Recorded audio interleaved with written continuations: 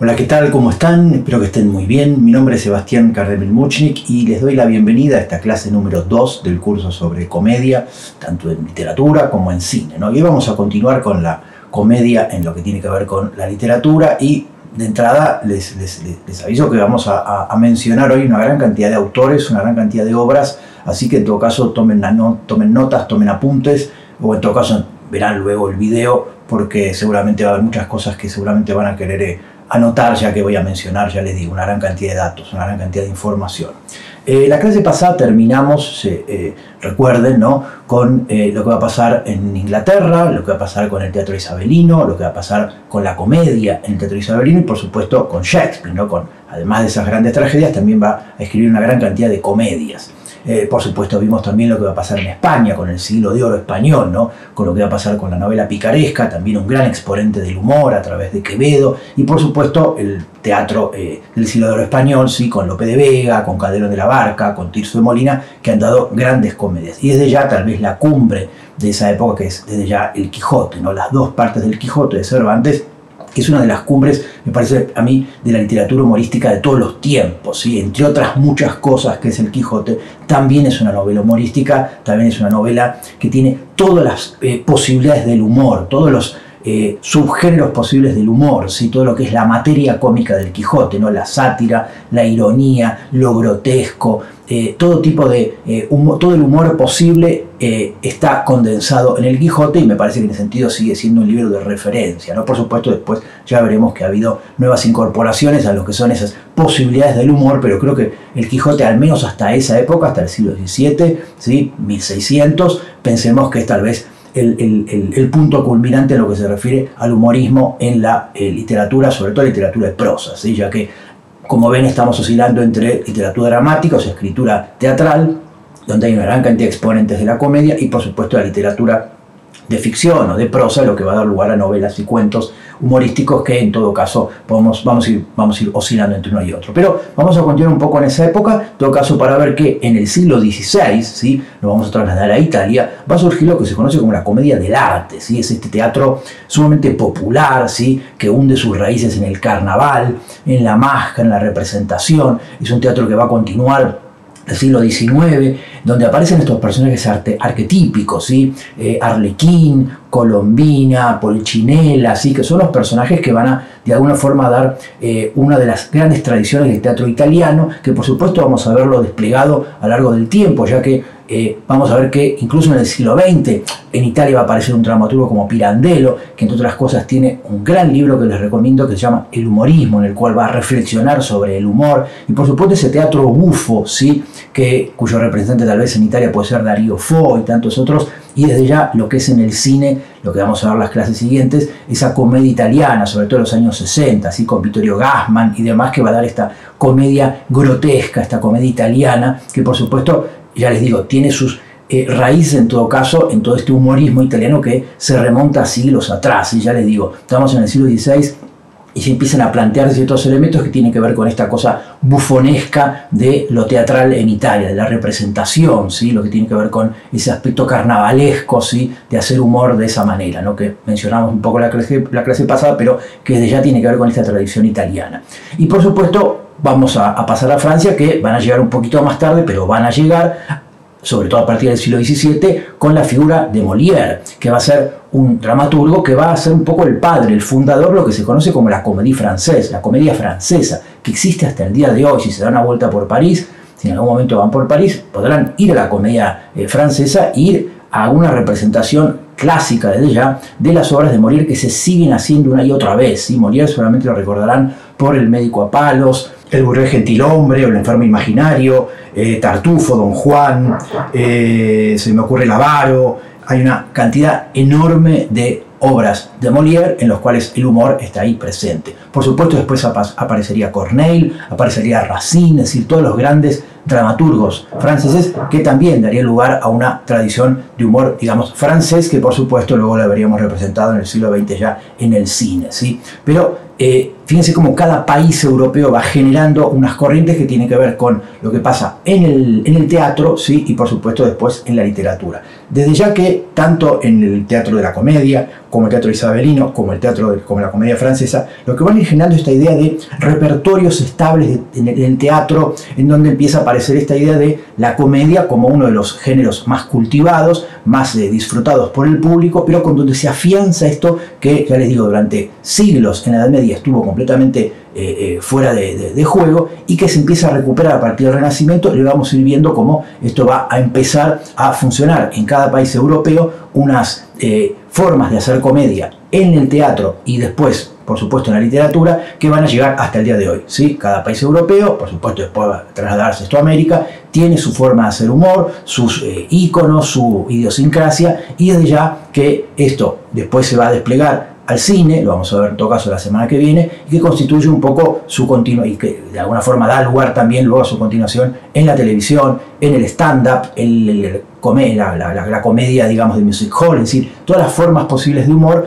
pero que de alguna manera vemos que esto tiene su origen en el Renacimiento, en cada uno de los países, y sobre todo a partir de lo que pasa en el teatro y en cierta manera también de la literatura, pero de alguna manera es algo que, como les digo, funciona y de alguna manera sigue siendo hasta el día de hoy cultivado por una gran cantidad de humoristas, y ya les digo, cada uno en su medio, ¿sí? Literatura, teatro, televisión, series, sitcoms, etcétera. Todos los formatos tienen sus fuentes en esto que es probablemente lo que empieza a pasar a partir del Renacimiento con estas formas de hacer humor. Vamos a continuar un poco en Francia, porque aparece en Francia algo que a mí por lo menos me resultó siempre interesante, sobre todo a partir del siglo XVII, un poquito más avanzado el tiempo, ya digamos en el siglo XVIII, ¿sí? la época del siglo de las luces, la Revolución Francesa en 1700, porque vamos a ver que durante la Revolución, los filósofos de la Revolución Francesa, sobre todo Voltaire, pensemos también en Diderot, en D'Alembert, otros filósofos de la Revolución Francesa, van a utilizar el humor, sobre todo Voltaire. Creo que Voltaire es uno de los más grandes exponentes de una forma de hacer humor a través de la filosofía, a través del pensamiento. Voltaire, si pueden leer o consultar, ojear lo que se conoce como el diccionario filosófico de Voltaire, es una delicia, además que es un poquito antisemita, es un poquito, digamos, tiene un poquito de cosas que hoy podríamos considerar medio condenables, pero es cierto que es una delicia de ironía, de sarcasmo, sobre todo de utilizar el humor para la filosofía, ¿sí? Les voy a leer algunas citas porque me parece que en ese sentido no está de más recurrir un poquito a ciertas lecturas. Voy a citarles algunas frases de Voltaire, ¿no? Que va a decir, por ejemplo: está prohibido matar, por lo tanto todos los asesinos son castigados a menos que maten en gran número y bajo el sonido de las trompetas, ¿sí? Gran alegato antibélico. Por tener éxito en el mundo no es suficiente ser estúpido, también hay que ser educado. La idiotez es una enfermedad extraordinaria, no es el enfermo el que la sufre, sino los demás, ¿sí? Está lleno de reflexiones de este tipo, donde siempre aparece la ironía, el sarcasmo y, por supuesto, aparece el humor político. Tengamos en cuenta que en el siglo XVI, ¿sí? Y sobre todo en Italia, va a aparecer también la caricatura, que es otro de los elementos fundamentales para la transmisión del humor. La caricatura en Italia, sobre todo de la mano de Tiepolo, ¿sí? Del artista, del pintor, y que vamos a ver que va a tener una tradición hasta el día de hoy descomunal en ese sentido, ya que incluso Argentina está llena de caricaturistas, pero que va a tener una larga tradición. Pensemos en Goya, que es uno de los grandes caricaturistas de la historia, si se quiere, ¿no?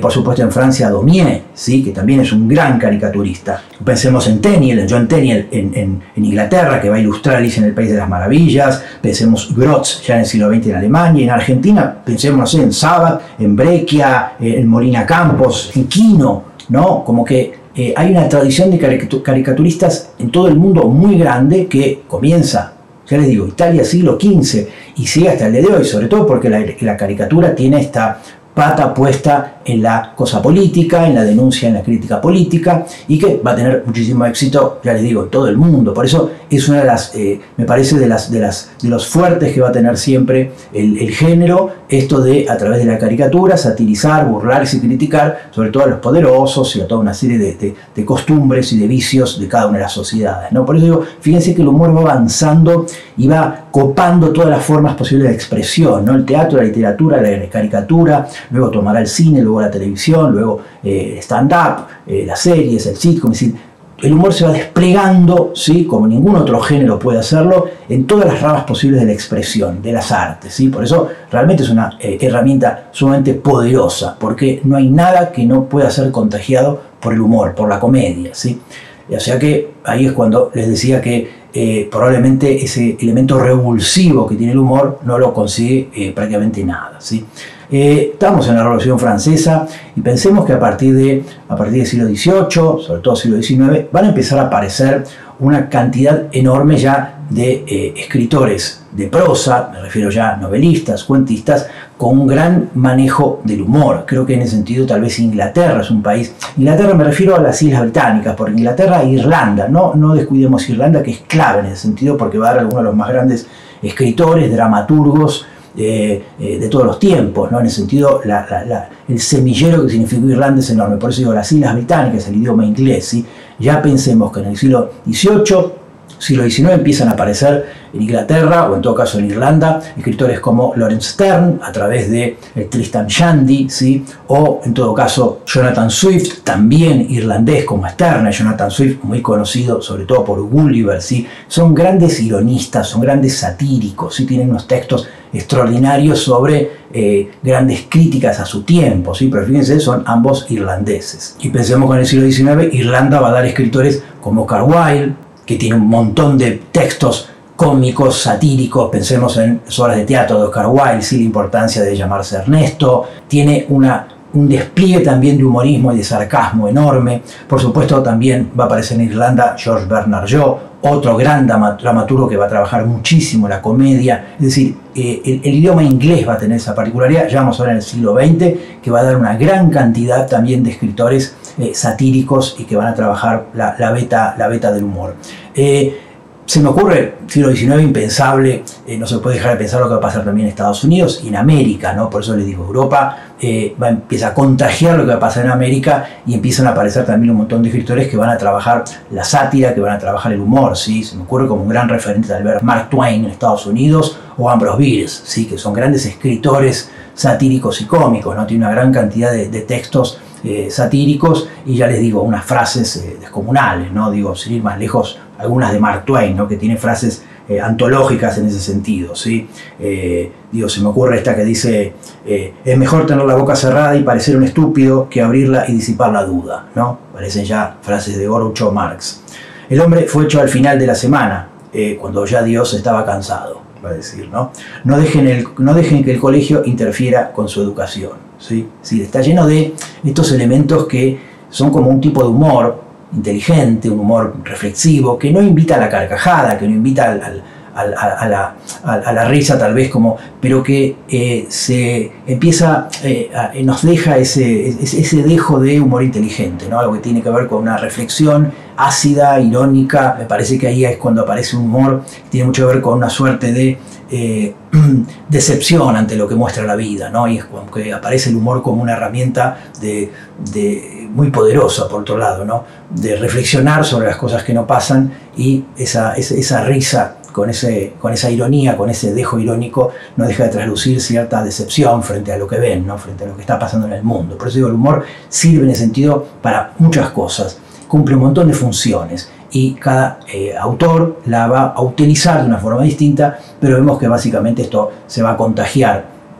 de Europa a Estados Unidos, de Europa a América, y vamos a empezar a tener una gran tradición también de escritores cómicos, satíricos, humorísticos, etcétera, muy grande. Por supuesto, hay algo que me parece también importante, que es que la influencia en Inglaterra, ¿sí?, sobre todo el Quijote, va a ser muy grande, ¿sí? Los escritores ingleses del siglo XVII, del siglo XVIII van a estar muy influidos por el Quijote. Por lo tanto, se ve que ellos van a tomar muchos elementos de la picaresca, van a tomar muchos elementos del humor quijotesco, y se va a desarrollar a partir de ahí algo que tiene que ver con esta tradición inglesa, que después se le va a sumar, por supuesto, lo que pasa en el siglo XX, pero donde aparece este humor tan típicamente inglés, que después lo vamos a ver también reflejado en el cine, pero que tiene esta característica tan particular, ¿sí? Ya vamos a ver, por ejemplo, lo que van a hacer los Monty Python, ¿sí?, en el cine, pero que es un humor muy, muy particular, este humor inglés, que tiene muchos elementos de humor negro, incluso por momentos de humor verde, por momentos tiene este elemento sarcástico, este elemento filoso, ¿sí? Esta flema británica, digamos,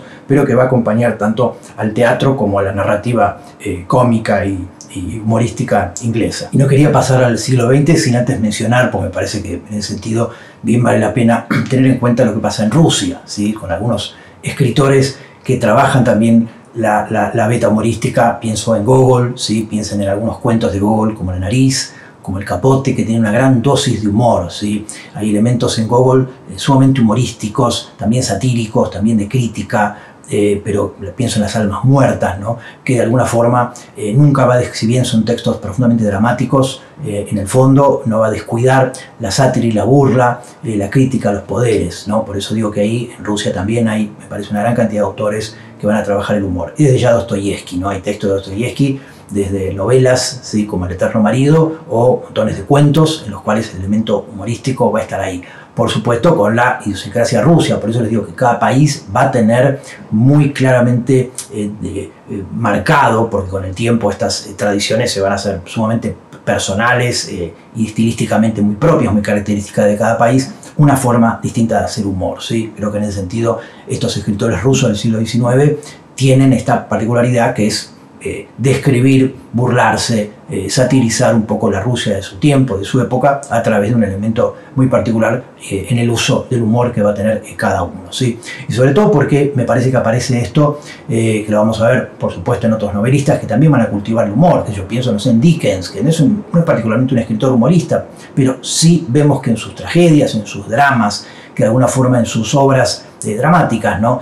Aparece por momentos el humor, ese humor desencantado, como les decía un poco que puede tener Voltaire, es decir, esa idea de escribir un drama, escribir una tragedia, pero donde aparecen elementos satíricos, aparecen elementos burlescos y por supuesto aparecen momentos del humor. Ya lo hemos visto en Shakespeare esto también, ¿no? Como muchas de las tragedias, el humor en algún momento aparece, ¿no? Como forma de mostrar el contraste, ¿no? Si uno hace una cosa todo el tiempo terrible, funciona distinto a que si uno hace una cosa con muchos momentos terribles, pero donde por momentos aparecen momentos graciosos, escenas desopilantes, tragicómicas. Ahí se potencia por supuesto el elemento trágico, el elemento dramático, y desde ya lo que vemos es que ese contraste hace que la obra funcione mucho mejor. Por eso digo que muchas veces el humor aparece en otros géneros. El humor se puede combinar con todo, puede haber un terror cómico, puede haber una ciencia ficción cómica, puede haber una tragedia con elementos de humor, un policial con elementos de humor, y vamos a ver que esto va a pasar muchísimo en el cine. El cine va a tomar todos los géneros y en algún momento ese género, que probablemente empieza en su beta más dramática, en algún momento va a aparecer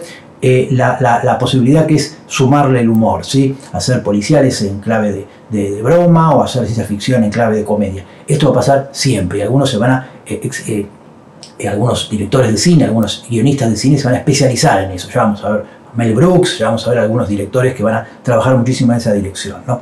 Pero creo que pasemos al siglo XX, porque en el siglo XX me parece que va a empezar a aparecer una cantidad de elementos hasta el día de hoy, que van a seguir siendo utilizados, por supuesto, que van a ser muy importantes, van a tener mucho que ver con lo que va a marcar a fuego el siglo XX, ¿sí? Las guerras mundiales, el Holocausto, hay una cantidad de cambios que se producen, sobre todo a partir de la Primera Guerra Mundial, que van a ser claves para empezar a hablar de un mundo con unas características que hasta ese entonces no había tenido, ¿no? La posibilidad de unas guerras mundiales, que se destruyera el mundo. Entonces aparece esta concepción más existencialista de la vida, aparece una cantidad de cosas que van a marcar mucho humor, con ese elemento de desencanto tal vez, pero con un elemento tal vez muy tragicómico, o sea, con un elemento muy marcado de visión muy terrible, muy pesimista, ¿no? Del mundo, teniendo en cuenta que la humanidad llega un momento en el cual es consciente de que se puede destruir a sí misma, y con eso va a nacer, o en todo caso va a potenciarse, un tipo de humor que me parece que va a tener grandes exponentes. Quería empezar a hablar de una posibilidad, de esto de los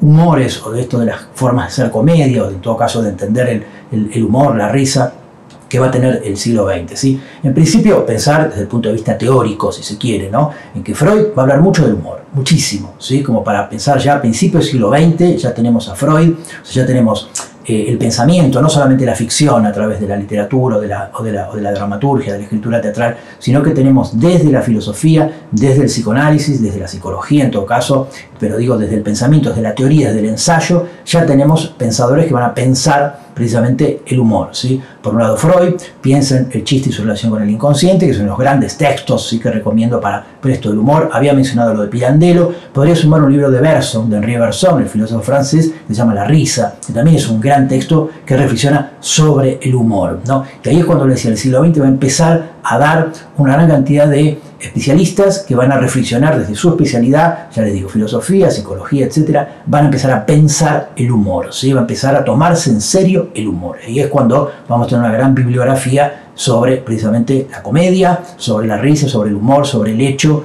de lo que es la risa, en definitiva, ¿no? Y entrando, como les decía antes, en lo que es el siglo XX y estas clases de humor, quería empezar por el humor absurdo, ¿sí? El humor absurdo es propio del siglo XX.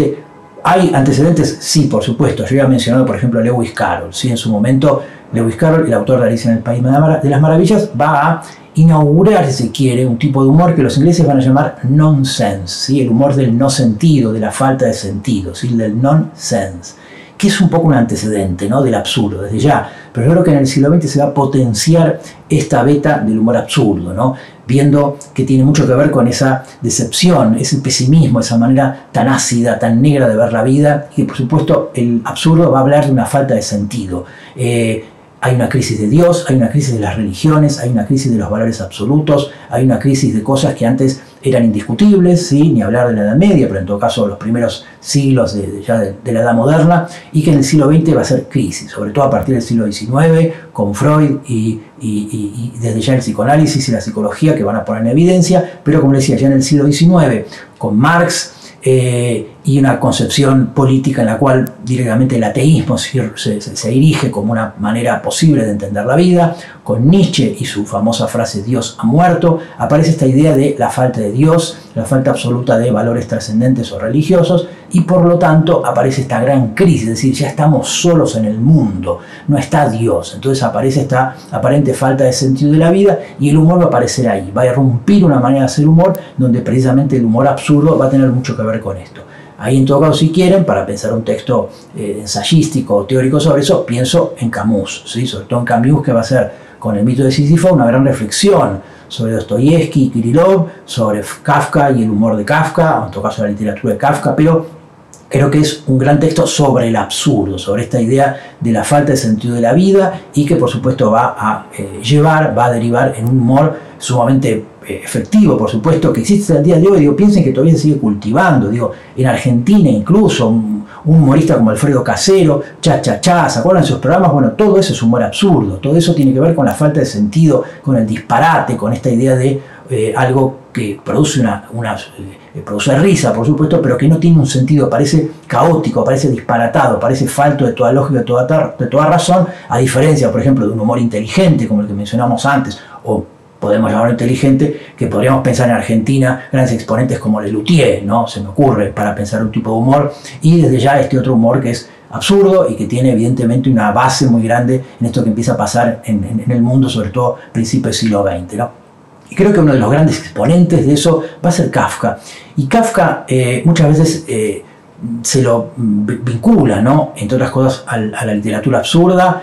Hay un punto, por supuesto, de Kafka en el cual podemos pensar que es un autor que podemos ponerlo en la literatura absurda. Por supuesto, mucho más que eso. Kafka trasciende todo tipo de etiqueta, pero desde ya que tiene una vinculación muy grande con el absurdo, tiene una vinculación muy grande con la filosofía de Kierkegaard, tiene una vinculación muy grande con cierto judaísmo, tiene una vinculación muy grande con la tradición del hasidismo. Ya vamos a hablar un poquito del humor judío. El humor judío es clave en el sentido, sobre todo a partir del siglo XX. Pensemos en Woody Allen, pensemos en Groucho Marx y los hermanos Marx, pensemos en Jerry Lewis, Mel Brooks, es decir, el humor judío va a ser clave. Pensemos en la televisión, en Seinfeld, en un montón de series que van a tener el humor judío, ¿sí?, muy marcado a fuego. En la literatura, por supuesto, ya vamos a ver un poquito algunos autores, pero me parece que en ese sentido Kafka va a condensar una cantidad de cosas que tienen que ver con una manera de entender el humor, que por supuesto van a tener que ver con esa manera de ver el mundo, con esa cosmovisión que tenía Kafka, que desde ya me parece que pueden aparecer elementos que creo que pueden ser propios de un humorismo, ¿sí?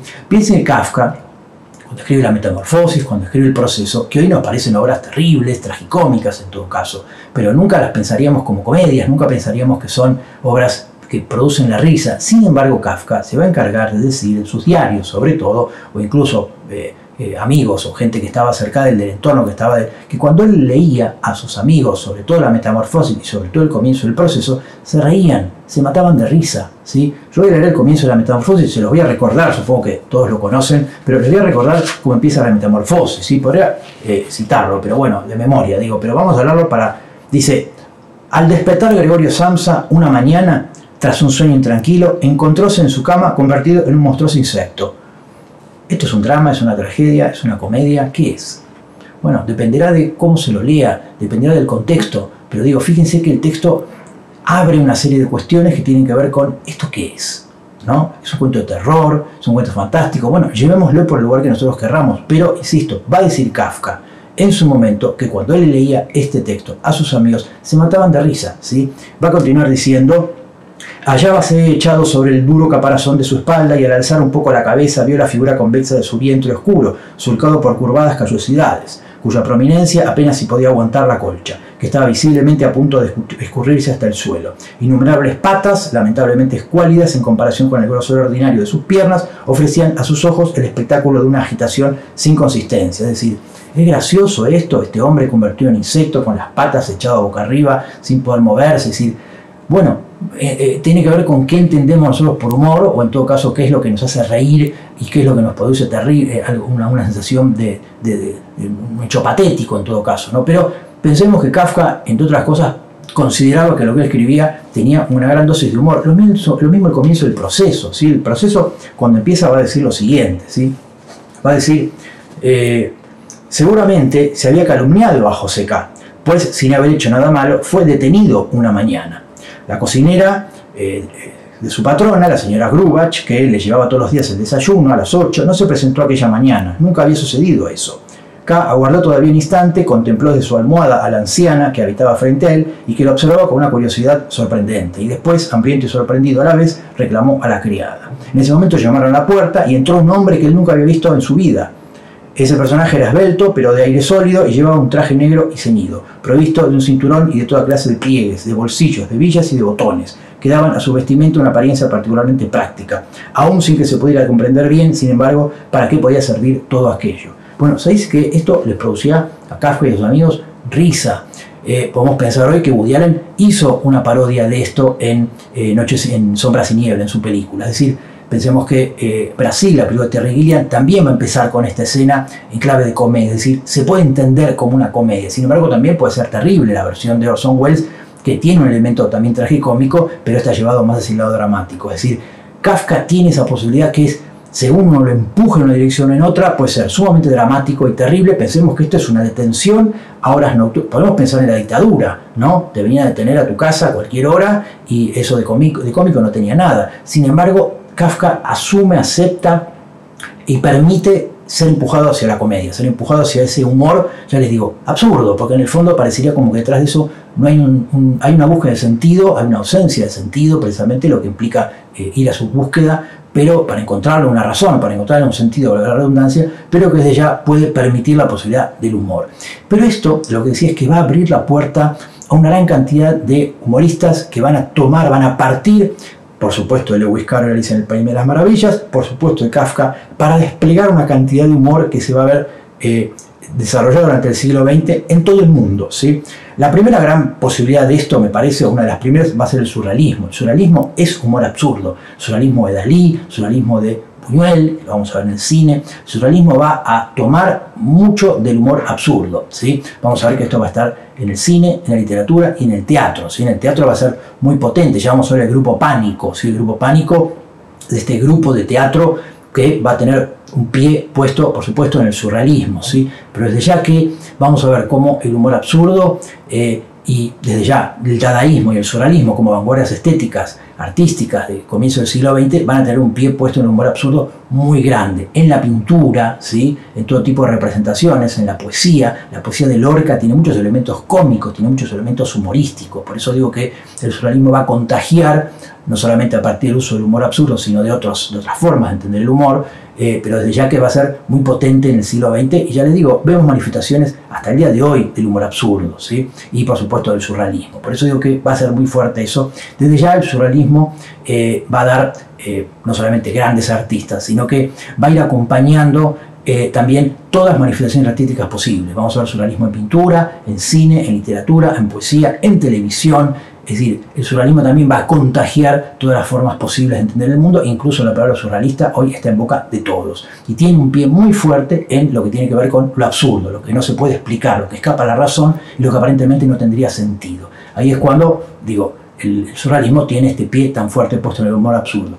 El humor absurdo va a dar una gran cantidad de dramaturgos en principio. Hay un teatro del absurdo que es muy bueno. ¿Sí? Vamos a empezar con Beckett, vamos a seguir con Ionesco, vamos a seguir con Brouwix, vamos a seguir con Harold Pinter, ¿sí? Incluso en el cine vamos a ver también, la semana que viene, cuando empecemos a ver cine, muestras de humor absurdo en películas de Polanski, en películas de Buñuel. ¿Sí? Es decir, hay una gran cantidad de grandes artistas que van a cultivar el humor absurdo. Pero vamos a empezar por Beckett, ¿sí? Por Esperando a Godot, que es tal vez una de las grandes obras de Beckett. Pensemos en Fin de Partida, ¿sí? En otras obras de teatro de él, o en sus novelas, ¿sí? Malón muere, ¿sí?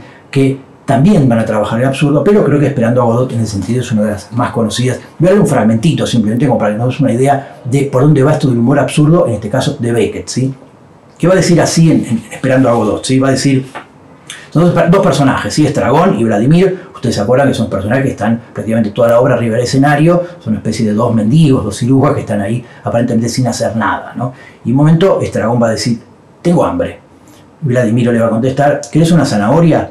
¿No hay otra cosa? Debo tener algunos nabos. Dame una zanahoria. Gracias. Pero esto es un nabo. Oh, perdón, hubiese jurado que era una zanahoria. Son todos nabos. Te habrás comido la última. Espera, acá hay una. Aquí la tenés. Y se le entrega. Hazlo durar porque no hay más. Te he hecho una pregunta. Ah, ¿me has contestado? ¿Es buena tu zanahoria? Está azucarada. Tanto mejor, tanto mejor. ¿Qué querías saber? Ya no me acuerdo. Me fastidia no acordarme. Tu zanahoria es deliciosa. Espera, ya me acuerdo. ¿Qué es? ¿No estamos atados? No entiendo nada. Pregunto si estamos atados. ¿Atados? Atados. ¿Cómo atados? Sí, de pies y manos. ¿Pero a quién? ¿A qué? ¿Por quién? A este tipo. ¿A quién? A Godot. Atados a Godot. ¿Qué idea? No, nunca en la vida. Todavía no. ¿Se llama Godot? Claro que sí. Tomá. Le entrega lo que queda de zanahoria. Es curioso. Cuanto más se come, más feo es. Conmigo es al contrario. Es decir, yo le voy tomando gusto a medida que como. Eso es al contrario. Es cuestión de temperamento, de carácter. No se puede hacer nada. Es inútil molestarse. Uno sigue siendo lo que es, por mucho que se retuerza. Es decir, falta como el sentido. Es decir, hay un sentido último. Está lleno de cuestiones ridículas, absurdas, que son a veces propias de la vida cotidiana, donde no todo tiene un sentido. Me parece que el humor absurdo va a brevar en eso, en esa idea de cosas que en la vida cotidiana no tienen una lógica y que cuando se construye una obra de teatro, por supuesto, se busca que la tenga, se busca que haya una razón siempre, se busca una dialéctica, en tanto que el humor absurdo muchas veces va a trabajar con esos momentos de la vida en los cuales pareciera que no hay un sentido detrás, que las cosas ocurren aleatoriamente, caóticamente, y por supuesto no tenemos una lógica detrás. Y ahí es cuando el humor absurdo se va a hacer cargo muchas veces de esos momentos de la vida en los cuales hay una falta absoluta de sentido. A esto se suma este elemento que yo les decía, tal vez más trascendente si se quiere, que es una falta de sentido en la vida en general, una falta de sentido porque hay una falta de elementos trascendentes, que tal vez sí tenía una tragedia de Shakespeare, que tal vez sí tenía el teatro del siglo de oro, pero que en el siglo XX van a ser evidentes, que es una falta de sentido tal vez más profundo, por supuesto, en la vida propio de lo que fue el siglo XX, ¿no? Y es cuando me parece que Beckett va a ser uno de los grandes dramaturgos que se van a hacer cargo de eso, ¿no? De reflejar ese mundo en el cual de alguna forma la humanidad, ¿no? Había perdido el norte y estaba un poco perdida y que encontraba tal vez en esos momentos absurdos, en esas situaciones banales tal vez de la vida, una especie de brújula, si se quiere, para orientarse en el mundo, en tanto que en general la habíamos perdido. Por eso creo que el humor absurdo va a ser muy propio del siglo XX, va a marcar a fuego el siglo XX. El otro dramaturgo clave, me parece, para entender el absurdo va a ser Ionesco, Eugen Ionesco, dramaturgo rumano, ¿sí? Que va a tener una gran cantidad de obras absurdas y que voy a dar un fragmento de alguno para que vean, tal vez va a llevar el elemento disparatado a un límite, todavía más que Beckett en ese sentido, ¿sí? Voy a leer un fragmento de una, ¿no? Que se llama, por ejemplo, La lección. Es una lección entre un profesor, un maestro y una alumna, ¿sí? El profesor está intentando enseñarle a las sumas y las restas a la alumna, ¿no? Y la alumna no entiende nada. Entonces le va a decir, bueno, a ver, dice el profesor, vamos a ver, dice el profesor, uno tiene que sumar, ¿sí? Pero también, además de sumar, dice, hay que restar. no solo es necesario integrar, también hay que desintegrar. Eso es la vida, eso es la filosofía, esa es la ciencia, esos son el progreso y la civilización. Sí, señor, contesta la alumna. Volvamos a nuestros fósforos. Yo tengo 4 de ellos, como usted ve, son 4. Quito 1, ya solo me quedan no sé cuánto, señor. Vamos, reflexione. Admito que no es fácil, pero usted es lo bastante culta como para que pueda hacer el esfuerzo intelectual necesario y llegue a comprender.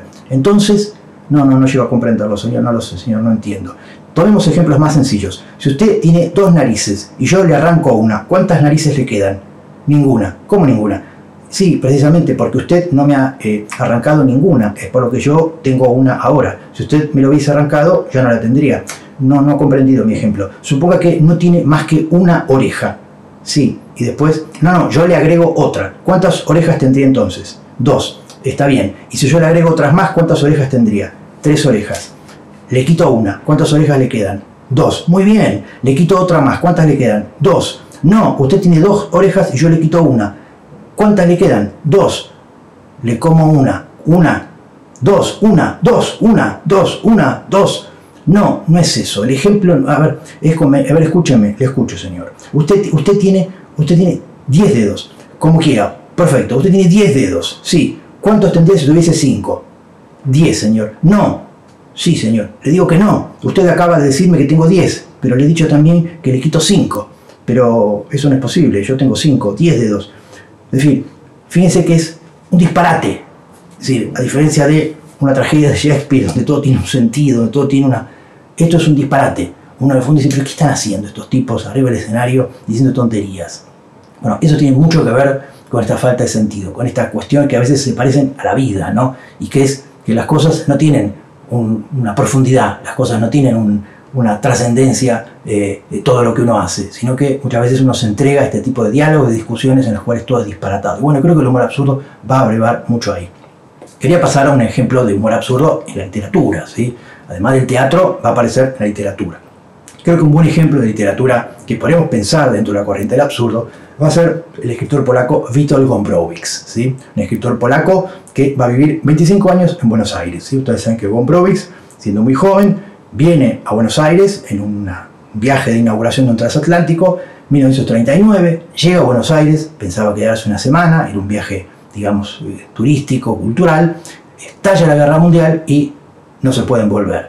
Por lo tanto, se queda 25 años en Buenos Aires y luego se va a volver a pasar los últimos años de su vida en Francia y en Polonia. Pero Gombrowicz va a escribir una gran cantidad de su obra en Buenos Aires. Recomiendo, por supuesto, sus diarios, que son visiones sobre Argentina, son reflexiones sobre Argentina buenísimas.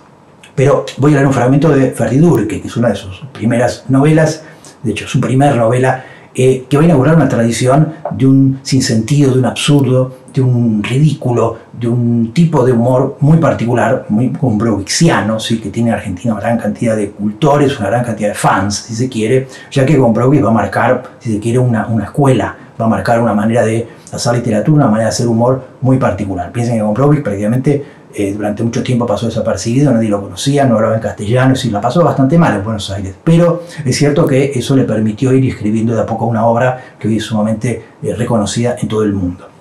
Y en Ferdinand, ¿sí? Va a decir, digo, de otras cosas, ¿no? Filifor forrado de niño, se llama el capítulo, ¿sí?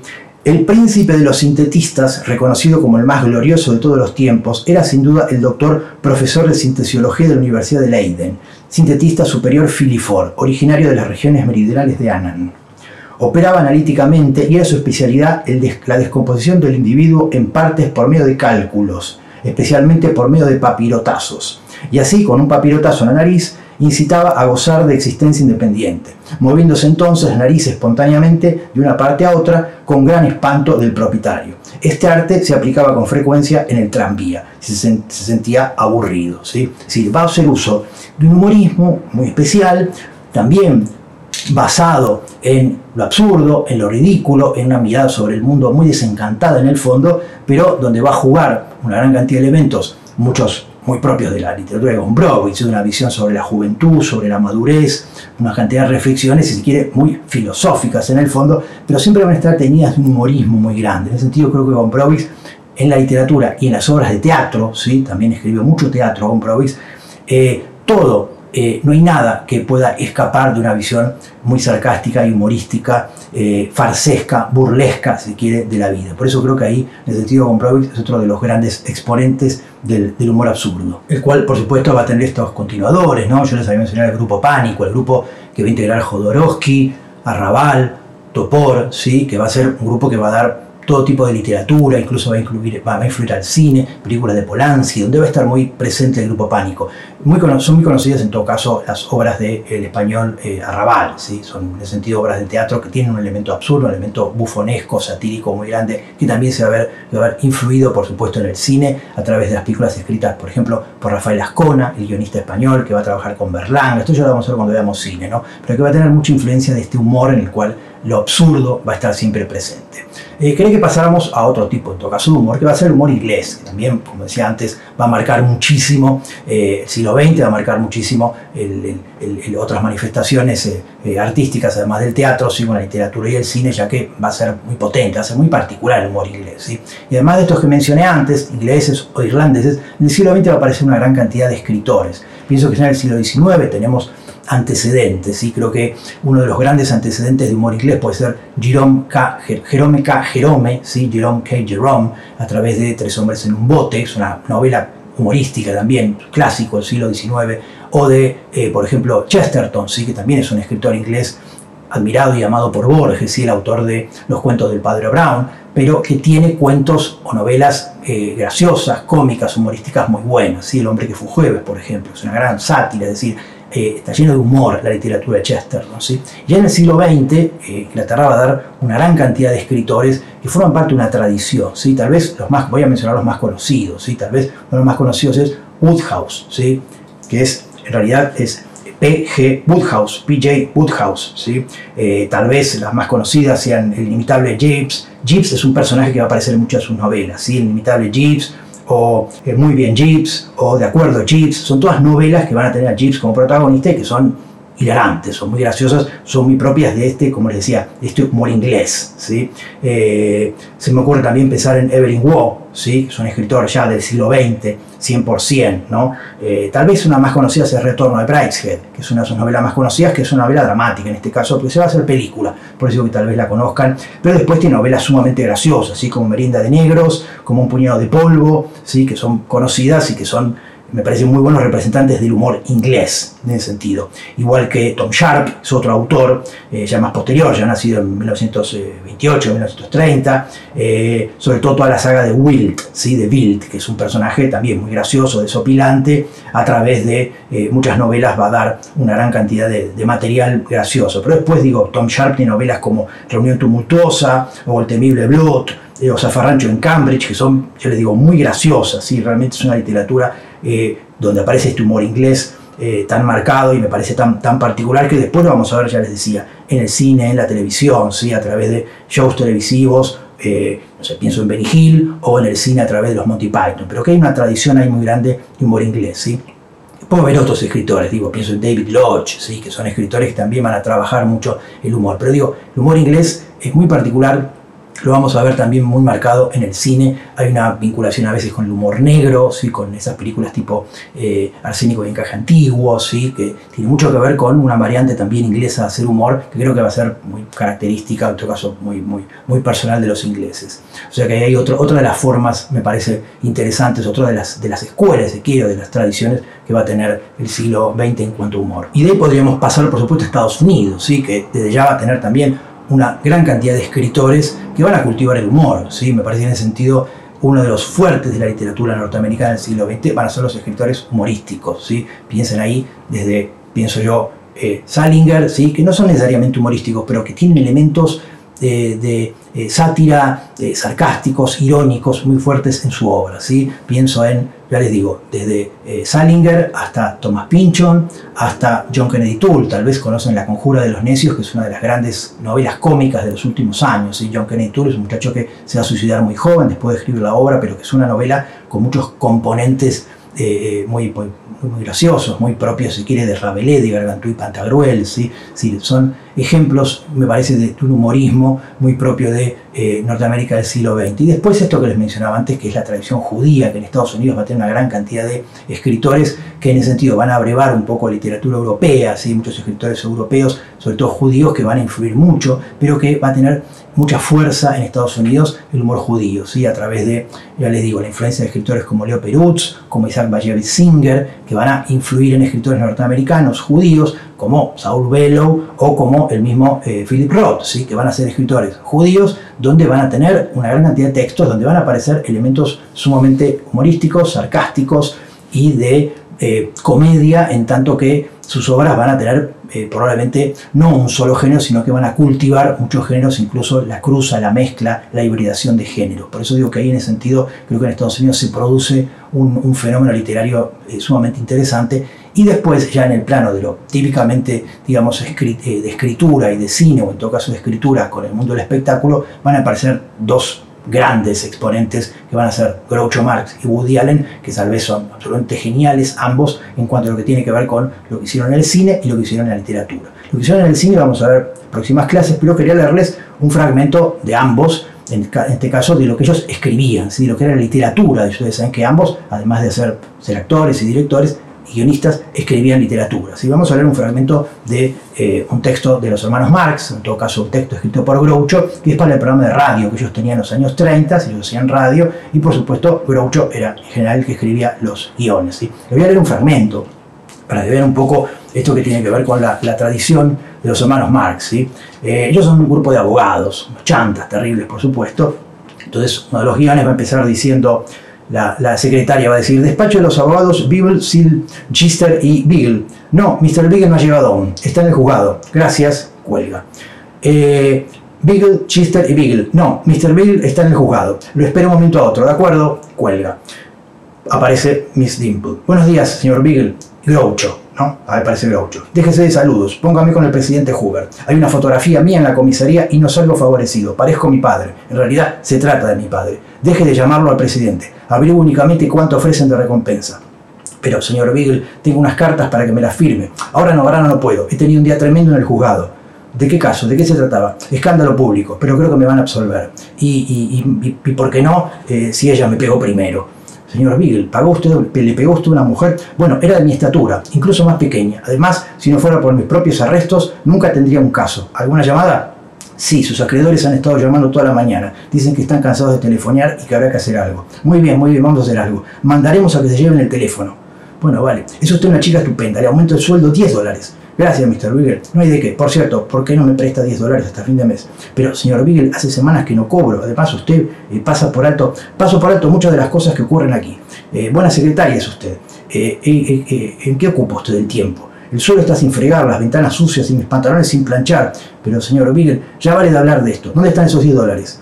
No tengo ni un centavo. ¿Y quién está pidiendo un centavo? Si quisiera un centavo, rompería el hacha. Si quisiera un centavo, rompería la hucha de mi hijo. Si tuviera un hijo. Ahora estaré en mi oficina. Si suena el teléfono, no conteste. Puede que se hayan equivocado de número.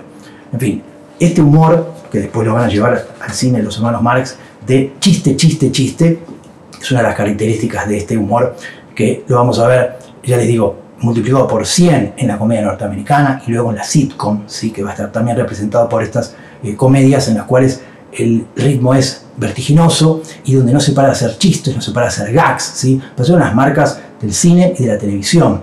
En ese sentido va a marcar mucho el humor del siglo XX, esta manera de hacer humor tan rápida, tan veloz, pero que tiene antecedentes, acuérdense, en Aristófanes, ¿sí? Ya habíamos leído en las nubes, en las ranas, donde evidentemente había algo ya que tenía que ver con que cada frase suponía un pequeño chiste. Bueno, esto ya va a estar multiplicado por 1000 a una gran velocidad, dicho por actores que evidentemente tienen que tener ese timing, no por mí, tienen que tener esa capacidad de replicar muy rápido para que se produzca efectivamente el chiste, ¿no? Voy a leer un fragmento de Woody Allen, que también trabajó muchísimo ese humor, por supuesto Woody Allen influido, entre otros, por Groucho Marx, pero voy a leer ahora un fragmento también de un texto que está en Cuentos sin plumas, ¿sí? De Woody Allen, que también es una obra que se llama Para acabar con Ingmar Bergman, es decir, lo que va a hacer es tomarle un poco el pelo a la película de Bergman, El séptimo sello, ¿sí? Entonces se trata de un personaje a quien se le aparece la muerte, ¿sí? Entonces dice, ¿quién diablos es este? Dice, Dios santo, casi me rompo el cuello, dice la muerte.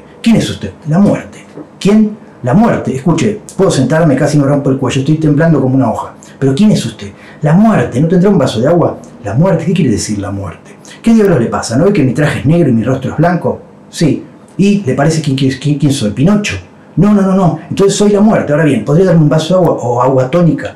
Se trata de una broma. ¿Qué clase de broma? Tiene 57 años. Nat Ackerman, calle Pacífico 118. Al menos que me haya equivocado, ¿dónde habré dejado el papel? ¿Qué quiere de mí? ¿Cómo que quiero? ¿Qué le parece que quiero?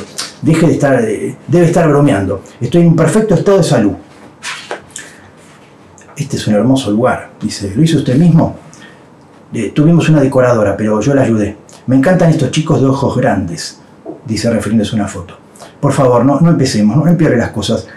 La subida esta me ha mareado. ¿Qué subida? Subí por la tubería del desagüe, quería hacer una entrada dramática. Vi las ventanas abiertas y pensé que usted estaría adentro leyendo, despierto. Imaginé que sería divertido subir y entrar así, por las buenas, ya sabe. Pero me enganché el tacón en la enredadera y se rompió la tubería y me quedé colgado por un pelo. Después se me rasgó la capa. Mire, mejor vámonos de una vez. Ha sido una noche terrible. Así que además me rompió la tubería del desagüe. Bueno, roto no, solo un poco torcido. No escuchó, me pegué un porrazo en el suelo. Estaba leyendo. Entonces debía estar muy concentrado, dice. Colegialas sorprendidas en una orgía de marihuana. Es lo que estaba leyendo. ¿Me lo presta? Aún no he terminado. Bueno, no sé cómo decírselo, amigo, pero ¿por qué no tocó timbre abajo? ¿Qué sé yo? Estoy tratando de explicarle. Podría haberlo hecho, pero ¿qué impresión le habré causado? Así queda más dramático, ¿no? Es decir, este es el tono que vamos a ver después en muchas de las comedias de Woody Allen, ¿no? Donde muchas veces lo que va a hacer Woody Allen es, si se quiere, un humor culto. Es decir, le toma el pelo a Bergman, le toma el pelo a la filosofía, le toma el pelo a Hemingway, le toma el pelo a la alta cultura, ¿no?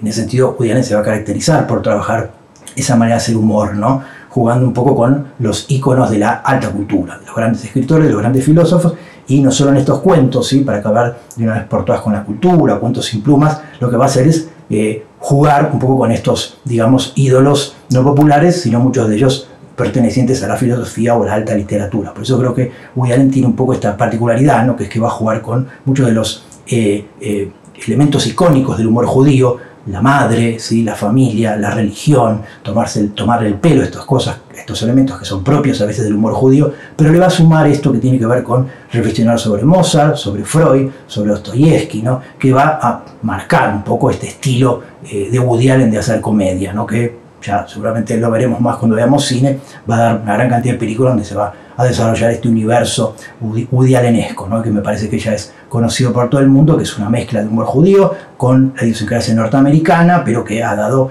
un humor sumamente personal, ¿sí? Y bueno, quería que pasamos a nuestro último tema, que va a ser Argentina. Quería dedicar el final de la clase precisamente a hablar del humor argentino, de lo que pasa en Argentina, sobre todo a partir del siglo XX. Sobre todo porque creo que en Argentina ha habido grandes humoristas, siendo Argentina un país de cruza de distintos pueblos, de distintas culturas, ¿sí? Italianos, españoles, judíos, autóctonos, es decir, toda una cantidad de, como se dice, crisol de razas, ¿no? De ensalada de razas, de una gran torre de Babel, que es Argentina. Esta cruza, por supuesto, creo que ha dado grandísimos humoristas. En el cine, en la literatura, en la televisión, ¿no? Me parece que hay en el periodismo gráfico, en la caricatura, como mencioné antes. Digo, tenemos artistas de primer nivel a todo nivel, de todo tipo, digamos.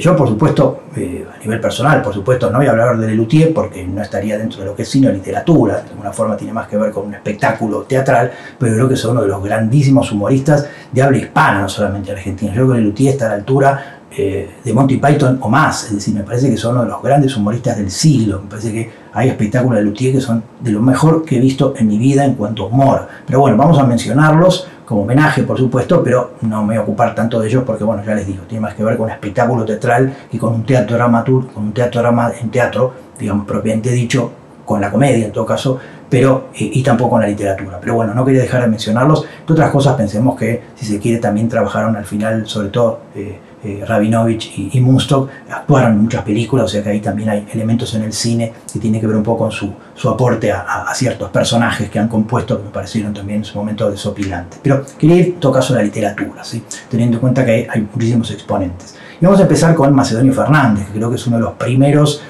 grandes cultores del humor, ¿sí? De un humorismo que va a influir, por supuesto, muchísimo en Borges y, por supuesto, en otros tantos escritores, pero creo que Macedonio va a tomar muchísimo de cierta manera de entender el mundo, una cruza entre una filosofía muy desencantada, entre una manera muy porteña también de entender la vida, pero que va a dar un humor, me parece, muy particular. Elementos absurdos, elementos surrealistas, elementos de sinsentidos y una gran cantidad de cruza de distintas tradiciones que creo que en Macedonio van a tener acá, que son los años 30, y ya al principio, casi primeros años del siglo, en todo caso, van a tener un gran exponente. Vamos a ver algunos fragmentos. Piensa que Macedonio en un momento tenía una tertulia, ¿sí? Entre ellos estaba Borges y otros muchachos en ese entonces. Se va a postular como presidente para la República, ¿sí? Macedonio va a decir que hay miles de farmacéuticos, hay miles de abogados, hay miles de ingenieros, en cambio gente que quiere ser presidente hay pocos. Entonces dice, yo tal vez tenga más posibilidades, me postulo como presidente. Entonces va a armar una especie de secta, de grupo, ¿sí? Van a primero escribir una novela, en la cual se va a contar precisamente esta idea,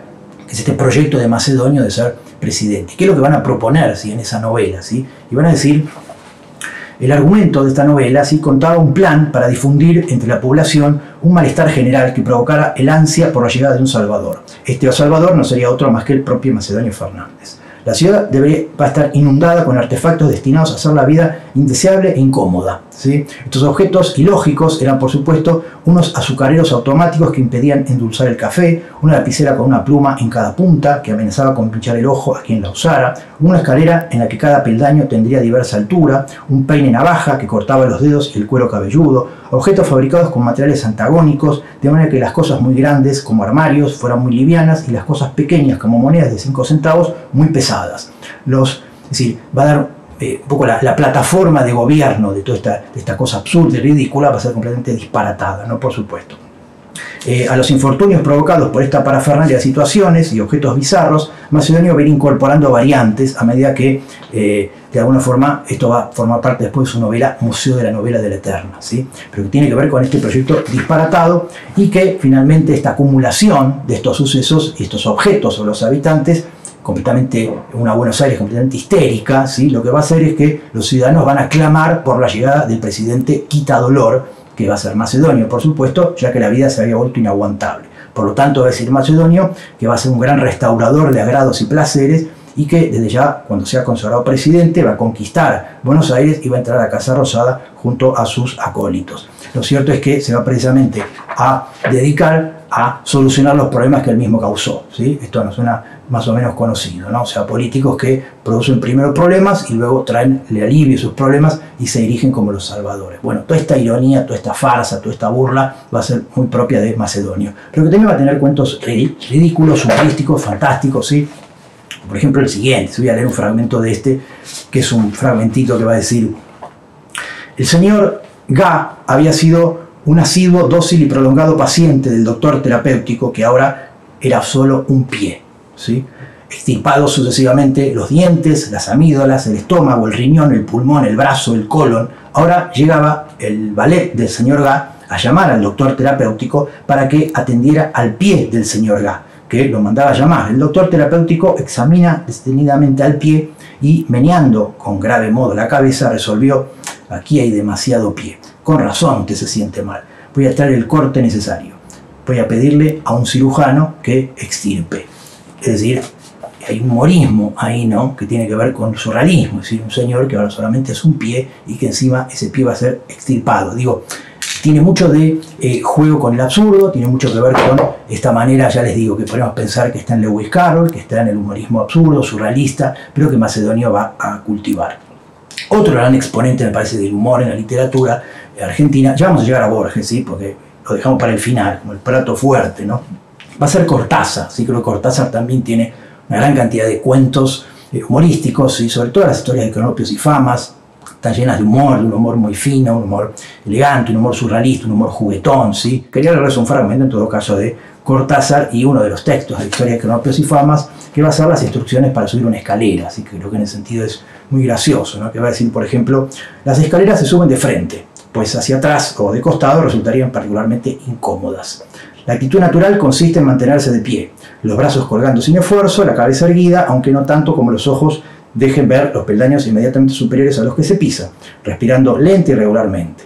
Para subir una escalera se comienza por levantar esa parte del cuerpo situada de derecha a abajo, envuelta casi siempre en cuero o gamuzas, y que, salvo excepciones, cabe exactamente en el escalón. Puesta en el primer peldaño, dicha parte, que para abreviar llamaremos pie, Se recoge la parte equivalente de la izquierda, también llamada pie, pero que no ha de confundirse con el pie antes citado, y llevándola a la altura del pie se le hace seguir hasta colocarla en el segundo peldaño, con lo cual este descansará el pie y en el primero descansará el otro pie. Los primeros peldaños son siempre los más difíciles, hasta adquirir la coordinación necesaria. La coincidencia de nombre entre el pie y el pie hace difícil la explicación. Cuídese especialmente de no levantar al mismo tiempo el pie y el pie, ¿sí? Este humorismo, yo le digo, ridículo, absurdo, que es propio, ya les digo, de este Cortázar, me parece que no solamente en Argentina va a ser muy cultivado, sino que va a ser disfrutado. Digo, una de las cosas que muchas veces la gente suele rescatar de Cortázar es ese humorismo, esa manera de entender el humor. Otro escritor que quería traer hoy a colación, ya les digo, hay montones, pero rescaté algunos, sobre todo clásicos, me parecieron interesantes. Desde ya, si seguimos, podemos llegar al día de hoy, podemos llegar a escritores actuales que trabajan el humor. Pensemos en César Aira, ¿sí? Que son escritores que van a trabajar formas distintas de humor, pero quería remitirme sobre todo a los clásicos porque a partir de ahí me parece que va a continuar la tradición que llega hasta el día de hoy, ¿no? Otro escritor que quería rescatar es Leopoldo Marechal, ¿sí? Leopoldo Marechal tiene en La Dama Buenos Aires, en el banquete de Severo Arcángelo, también muchísimos textos humorísticos, ¿sí? Voy a leer un fragmento, no del Adán, que es muy conocido, sino del banquete de Severo Arcángelo, de esto que me pareció siempre también, entre otras cosas, muy gracioso, ¿sí? Quería leerles un fragmento. El banquete de Severo Arcángelo trata precisamente de la organización de un banquete, ¿sí? El doctor Severo Arcángelo, personaje completamente, si se quiere, digno de Rabelais, ¿sí? Lo que hace es organizar un gran banquete. Inventa todo tipo de personajes y organiza un banquete. Vamos a ver un fragmento en el cual se está preparando la orquesta que va a amenizar y va a musicalizar el banquete. Y va a decir lo siguiente, ¿no? La orquesta del banquete, ¿no? Una vez que la orquesta está preparada, aparece un enano, ¿sí? Que es el director de la orquesta. Entonces uno de los personajes le dice al otro, ese es el enano misterioso, dijo Gog. Dice, es un feto, dice, es un duende lanzado con abortivos por el Conservatorio Nacional de Música. Visto de atrás, el enano solo mostraba una calvicie reluciente, con 2 o 3 mechones de pelo rojizo que le caían sobre las espaldas estrechas, un frac negro y cortísimo, adornado con 2 grandes botones de latón, unas piernas endebles que concluían en estilizadas botas de cirujano. Al advertir que los músicos no cejaban de su ruidoso escarceo, el enano volvió a golpear el atril con su batuta. ¡Silencio!, chilló. ¿Qué murga es esta? ¡Silencio todos!, respondió la voz entre digna y medrosa de un primer violín. Señor, le dijo, los maestros están afinando. Maestros, arengó el enano. ¿Qué maestros? ¿Afinar? ¿Quién habrá de afinar aquí? La orquesta del banquete ha de ser una desafinación absoluta. Los músicos guardaron una inmovilidad y un silencio expectantes. Y entonces le pregunté a Gog, ¿qué partitura van a ensayar estos alcornoques? No vio nada en los atriles. Los alcornoques deben improvisar, contestó Gog. Pero el enano alzaba la batuta. ¡Da capo tutto!, gritó. ¡Ya! Se levantó en la orquesta una especie de burlote sinfónico hecho de notas desgarrantes y percusiones ensordecedoras, cuyo trámite siguió el enano con visible delicia, pero gritó de súbito, ¡alto, alto, alto ahí! Enmudeció la orquesta y el enano dijo, alguien acaba de introducir en este bodrio un tema de Juan Sebastián. ¿Quién fue? Yo, maestro, se acusó un oboe de cavadas ojeras. ¿Para qué? Me pareció que una fuga daría cierta unidad al bodrio. Idiota, le apostrofó el enano. Juan Sebastián era un hombre que armonizaba el jabón, la cerveza del Nuevo Testamento, en un acorde celestial felizmente superado. El maestro blasfema, exclamó el del oboe. Algunos rumores de protesta se dejaron oír entre los músicos, pero el enano los amenazó con la batuta. Borrachines, los increpó, todavía se agarran a la Edad Media. Estamos haciendo música para robot, y robot nada tiene de intelectual entre pecho y espalda, sino un mazo de fichas en orden riguroso para asignaturas. Clavó en la orquesta sus ojos de basilisco y ordenó, ¡da capo! La murga volvió a rechinar con fragmentos de chatarra, con fragores de chatarra, pero el enano lo enmudeció en seco. ¡Ah!, rió sin alegría. Y ahora Beethoven. ¿Quién ha introducido un tema de la coral? Estamos fritos. ¿Qué hay con Beethoven?, le preguntó un fagot. Beethoven no es ya el hombre inteligente, le respondió el enano. Conmovido por su tubo y sus llaves, el fagot se puso de pie. Oiga, lloriqueó, el que se tira con Beethoven se tira conmigo. Beethoven es mi padre. Beethoven murió soltero, le dice el enano. Es decir, este humorismo marechaliano, ¿no?, que me parece que tiene que ver también con una cuestión del uso coloquial del lenguaje, con el insulto, cosa que habíamos visto en Gargantúa y Pantagruel, con ciertos giros idiomáticos, con cierto uso del léxico en el que se mezcla lo culto y lo más popular. Digo, me parece que hacen muy propio este humor de Marechal. Desde ya hay un elemento que en algún momento mencionamos y que tiene que ver con tal vez lo incorrecto políticamente que puede ser gran parte del humor que vamos a leer, que vamos a escuchar, que vamos a ver, ¿no?, en literatura, en películas antiguas, que hoy nos parecería, o en todo caso muchos considerarían, imposible de realizar, ya que hoy hay una mirada sobre las cosas, si se quiere, por momentos con un grado de censura, con un grado de tal vez de fanatismo por momentos muy grande, que hacen que gran parte de aquello que nos reíamos en el pasado hoy está muy mal visto, ¿sí? Por ejemplo, criticar a un enano, o criticar a un gordo, o criticar a un flaco, que vamos a verlo en el cine, vamos a ver en la literatura, que es tan común, hoy serían, ya les digo, políticamente incorrectos. Pocas veces, o poca gente en todo caso, se animaría hoy a reírse o a burlarse de personas con defectos o particularidades físicas, ¿no? Por eso digo que en ese sentido el humor de hoy ha cambiado radicalmente, sobre todo porque está mal visto reírse o burlarse de gente con características distintas. Y vamos a ver que gran parte del humor que consumimos o que vemos que se produjo en el pasado abreva en estas fuentes, ¿no? Pero bueno, ese es uno de los grandes temas de discusión que hay actualmente. Pero quería terminar, que pasemos finalmente y felizmente a Borges, que creo yo que es el más grande humorista que ha habido en este país. Me parece que nada se compara con el humor de Borges, al menos a mi entender, es uno de los tipos con un sentido del humor absolutamente geniales, absolutamente únicos y absolutamente desternillantes, ¿no? Y Borges cultivaba un humor no solamente en su obra, sino en su vida. Hay libros sobre el humor de Borges, el libro de Roberto Alífano, ¿sí? El humor en Borges. Digo, las manifestaciones humorísticas, irónicas, sarcásticas de Borges están por todos lados, lleno de anécdotas, lleno de citas, lleno de textos sumamente humorísticos. Por un lado, antes de entrar ya en la obra propia de Borges, es muy interesante y característico lo que hizo con Bioy Casares, que también va a cultivar un poco el humor, la sátira, sobre todo Bioy. Hay novelas y cuentos muy satíricos que van un poco en esa línea, pero ustedes saben que Borges y Bioy van a crear este personaje que se llama Honorio Bustos Domecq, que va a ser un gran creador de disparates, ¿no? Sobre todo esa literatura, los nuevos cuentos Domecq, las crónicas de Bustos Domecq, ¿sí? Que desde ya tienen una fascinación muy grande por la sátira, por la cosa burlesca, por la cosa farsesca, por toda una cantidad de cosas que ellos van a tomarle el pelo, de lo cual se van a burlar, muy propios de lo que era la Argentina, lo que era Buenos Aires en los años 40, en los años 50, y me parece que entre los dos entre Borges y Bioy me refiero, van a crear este personaje que va a volcar un poco esas miradas que van a tener ellos, sobre todo sobre esa época, sobre el peronismo, sobre el antiperonismo y sobre una serie de cuestiones que se debatían en ese momento. Pero creo que es sumamente humorístico, o en todo caso gracioso, ya les digo, por momentos hilarante, lo que van a hacer con Bustos Domecq. Pero yendo propiamente a la obra de Borges, yo creo que en Borges se van a sumar, por un lado, cuentos con una gran cantidad de humor y ensayos, donde también va a aparecer el humor. Es decir, Borges va a contagiar de humor todo lo que toca. Siempre el sentido del humor de Borges va a estar siempre. La ironía, la humorada, la farsa, la tomadura de pelo, la burla, siempre van a estar ahí. Es decir, Borges es un gran humorista.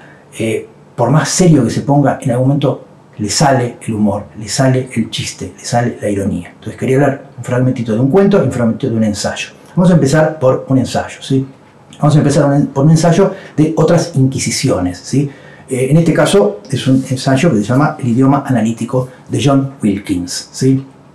Antes de leer el ensayo, quería citarles o leerles el comienzo de un libro de Michel Foucault que se llama Las palabras y las cosas. Tal vez lo conocen. Bueno, ¿cómo va a empezar el libro de Foucault, Las palabras y las cosas?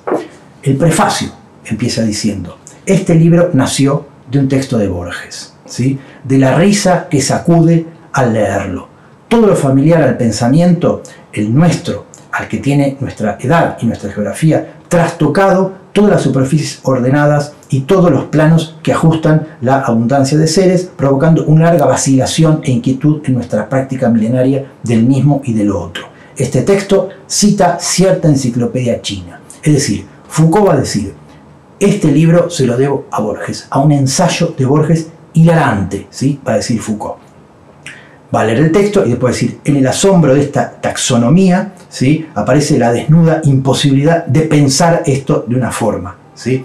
Es imposible pensar y es imposible. ¿De qué se trata? Y bueno, ahí empieza Foucault a desarrollar un poco su teoría. Pero digo, su libro, Las palabras y las cosas, va a partir de una morada, si se quiere, de Borges, que está, ya les digo, en El idioma analítico de John Wilkins, que es un ensayo de otras inquisiciones, que va a hablar de una enciclopedia china. Y Borges va a hacer la siguiente catalogación. Va a decir, la enciclopedia, ¿sí? Va a estar caracterizada por una serie de textos, ¿no? Que va a decir, la enciclopedia se titula Emporio Celestial de Conocimientos Benévolos, se llama la enciclopedia.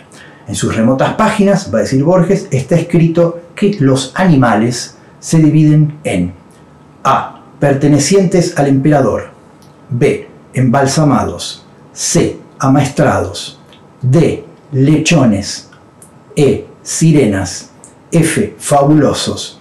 G. Perros sueltos. H. Incluidos en esta clasificación. I. Que se agitan como locos. I. Innumerables. K. Dibujados con un pincel finísimo de pelo de camello. L. Etc. M. Que acaban de romper el jarrón. N. Que de lejos parecen moscas.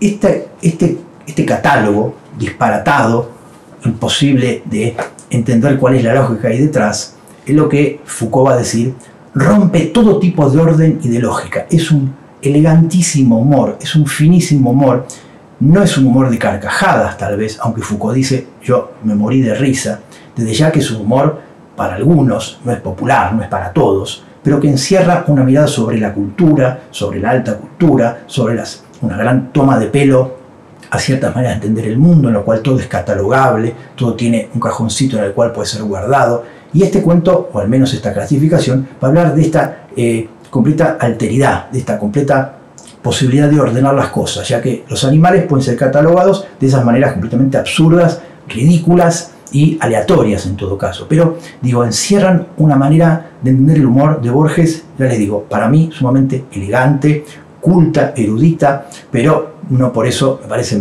a mí menos hilarante. O sea que ahí es cuando empieza a aparecer una de las formas del humor en Borges. Desde ya otras son las anécdotas, otras son esos chistes que hacía todo el tiempo, estas salidas que él tenía en las entrevistas y demás que figuran en este libro El humor de Borges.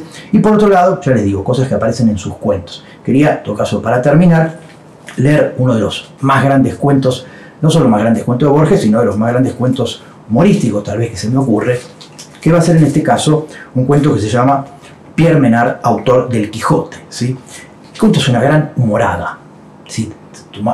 Para empezar, pensemos que si no entendemos que el cuento es una gran humorada y lo haremos en serio, bueno, es un riesgo porque podemos llegar a no entender el verdadero sentido, el verdadero significado del cuento.